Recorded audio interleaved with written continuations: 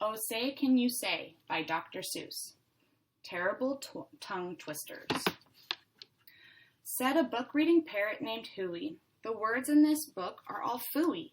When you say them, your lips will make slips and backflips, and your tongue may end up in St. Louis. Do you like fresh fish? It's just fine at Finny's dinner. Finny also has some fresher fish. That's fresher and much finer. But his best fish is his freshest fish, and Finny says with pride, the finest fish at Finny's is my freshest fish, French fried. So, don't order the fresh or the fresher fish. At Finny's, if you're wise, you'll say, fetch me the finest French fried, freshest fish that Finny's fries.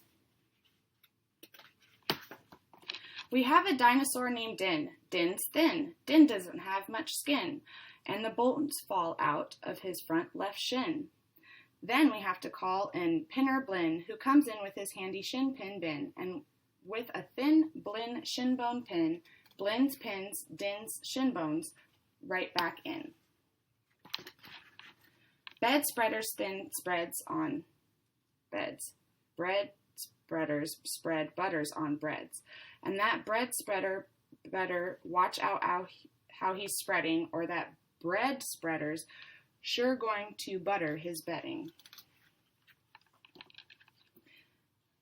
Ape cakes, grape cakes. As he gobbled the cakes on his plate, the greedy ape said as he ate, the greener green grapes are, the keener keen capes are. So gobble green grape cakes. They're great. Are you having trouble in saying this stuff? It's really quite easy for me. I just look in my mirror and see what I say, and then I just say what I see. Now let's talk about money. You should leave your groks home when you travel by air. If you take them along, they charge double the fare. And your groks must be packed and locked up in a groks box, which costs much, much more than a little old fox box. So it's heaps a lot cheaper to fly with your foxes than waste all that money on boxes for groxes. And what do you think costs more? A simple thimble or a single shingle? A simple thimble could cost less than a single shingle would, I guess. So I think that the single shingle should cost more than the simple thimble would.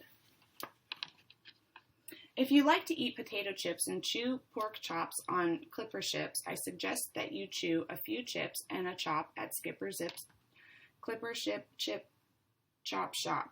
And if your tongue is getting queasy, don't give up. The next one's easy.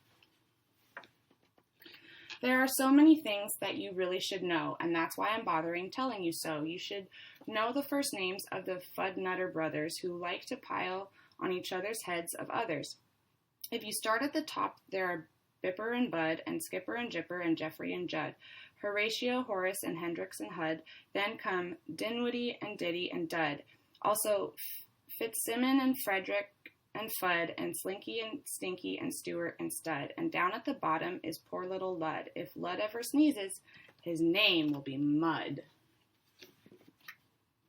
We have two ducks, one blue, one black, and when our blue duck goes quack, quack, our black duck quickly quack, quacks back. The quack's blow quacks makes her quite a quacker, but black is a quicker quacker backer.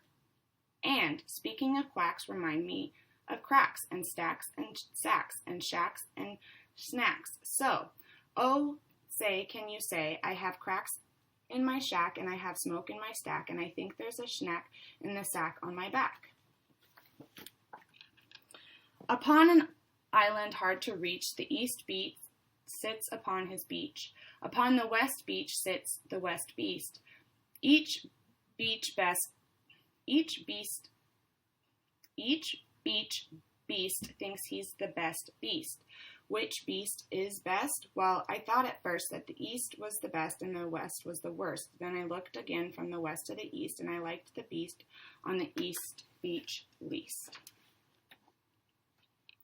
Pete Briggs pats pigs. Briggs pats pink pigs. Briggs pats big pigs. Don't ask me why. It doesn't matter. Pete Briggs is a pink pig, big pig patter. Pete Briggs pats his big pink pigs all day. Don't ask me why. I cannot say. Then Pete puts his patted pigs away in his Pete Briggs Pink Pigs Big Pigs Pigpen. Fritz needs Fred, and Fred needs Fitz. Fritz feeds Fred, and Fred feeds Fritz. Fred feeds Fritz with Ritzy Fred food. Fritz feeds Fred with Ritzy Fritz food. And Fritz, when fed, has often said, I am a Fred fed Fritz. Fred's a Fritz fed Fred. How to tell a klotz from a glotz. Well, the glotz, you will notice, has lots of black spots. The klotz is quite different with lots of black dots. But the big problem is that the spots on a glotz are about the same size as the dots on a klotz. So you first have to spot who the one with the dots is. Then it's easy to tell who the klotz or the glotz is. What would you rather be when you grow up? A cop in a cop's cap or a cupcake cook in a cupcake cook's hat? Or a fat flapjacker flapper in a flat flapjack cap? Or, if you think you don't like cops' caps, flapjack flappers, or cupcake cooks' caps, maybe you're one of the choosy chaps who likes kooky captain's caps, perhaps. More about Blinn. Well, when Blinn comes home tired from his work pinning shins, the happiest hour of old Blinn's day begins. Mr. Blinn is the father of musical twins who, tucking twin instruments under twin chins, lull their daddy to sleep with the twin Blinn violins. Oh, and oh say can you say, far away in Berlin, a musical urchin named Gretchen von Schwinn has a blue-footed, true-footed, trick-fingered, slick-fingered, six-fingered, six-stringed tin Schwinn's mandolin. Rope soap, hoop soap. If you hope to wash soup off a rope, simply scrub it with a scrope. Scrope is so strong that no rope is too long. But if you should wish to wash soup off a hoop, I suggest it's best to let your whole silly soup up hoop soak in soapy Cooper's soup off hoop soak suds. One year we had a Christmas brunch with Merry Christmas mush to munch, but I don't think you'd care for such. We didn't like to munch mush much.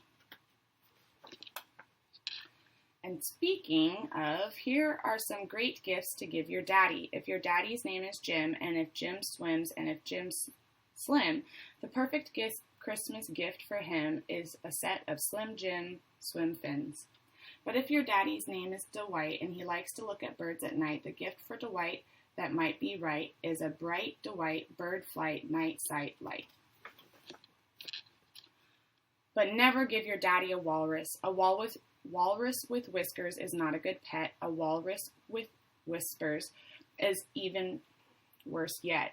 When a walrus whispers through tough, rough, wet whiskers, your poor daddy's ears will get blisters and bliskers. And that's almost enough of such stuff for one day. One more and you're finished. Oh, say, can you say? The storm starts when the drops start dropping. When the drops stop dropping, then the storm starts stopping.